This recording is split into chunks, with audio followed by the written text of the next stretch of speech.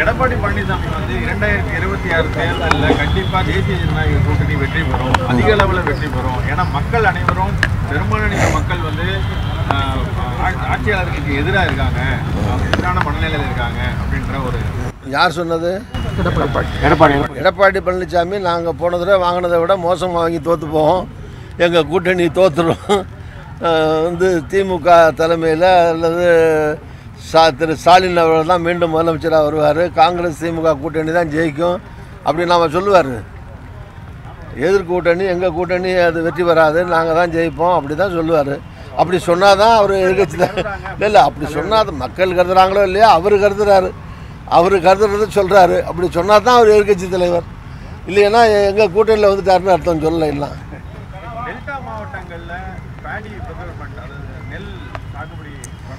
அது வந்து அரசு தீவிரமாக கவனம் செலுத்தணும்னு கேட்டுக்கிறேன். ஏன்னா தஞ்சாவூரில் வந்து தொடர்ந்து மழையினால் வந்து மக்கள் பாதிக்கப்பட்டிருக்காங்க. அரசின் சார்பில் கொள்முதல் நடக்குதுங்கிறாங்க. நம்ம தண்ணீர் அந்த கண்டென்ட் இருக்கிறதுனால அதை எடுக்காமல் இருக்காங்க, அல்லது விலை குறைச்சி போகுது. இந்த மாதிரி பல்வேறு பிரச்சனைகள் வந்து இருக்குதுன்னு அதுதான். ஏன்னா மழை காலத்தில் ஈரப்பதத்தோடு தான் இருக்கும் நெல், அதுக்கு அரசு வந்து இது வாங்குறத புறக்கணிக்கக்கூடாது. அல்லது சாதா காலங்களில் இருக்கிற நெல்லில் இருக்கிற ஈரப்பதத்தை காட்டிலும் மழை காலத்தில் நனைஞ்ச பிறகு கூட தான் இருக்கும். அதில் கூட அந்த பெர்சன்டேஜ் கூட வச்சு அதை வாங்கி தான் ஆகணும். மாநில அரசு அதுக்கு முயற்சிகள் எடுக்கணும், மத்திய அரசும் அதுக்கு ஒத்துழைப்பு கொடுக்கணும். அதனால் விவசாயிகள் இந்த பாதிப்புகள்லேருந்து காப்பாற்றப்படணும். பயிரும் அழிஞ்சிருக்கு, கதிர் குருவை விளைஞ்ச பிறகு நெல்லும் முளைச்சி அதை வாங்க முடியாமல் விற்க முடியாமல் கிடந்தால் விவசாயிகள் வந்து ஏற்கனவே விவசாயிகள் கஷ்டப்பட்டுருக்காங்க, நஷ்டத்தில் இருக்காங்க. அதனால் இதனால் மேலும் பாதிப்புகள், குடும்பங்கள் வந்து பல குடும்பங்கள் வந்து கஷ்டத்துக்கு அழிவுக்கு போக வேண்டிய சூழ்நிலைகள் வரும். அதை காப்பாற்ற வேண்டியது மத்திய மாநில அரசுடைய பொறுப்பு.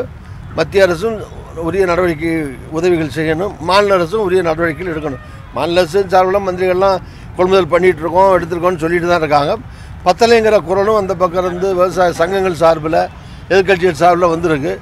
அதனால் இதில் வந்து அரசியல் கிடையாது, விவசாயிகள் காப்பாற்றப்படணும். அதுக்கு உரிய நடவடிக்கைகளை மத்திய மாநில அரசுகள் துரிதமாக வேகமாக எடுக்கணும். முதலமைச்சர் முழு கவனம் அதில் செலுத்துவார் நம்புகிறேன், செலுத்த வேண்டும் என்று கேட்டுக்கொள்கிறேன். விவசாய அமைச்சரும் முதலமைச்சரும் முழு கவனம் செலுத்தணும். மத்திய அரசும் தாராளமாக மாநில அரசுடைய கோரிக்கைகளை ஏற்று உதவி செய்யணும். Okay, thank you.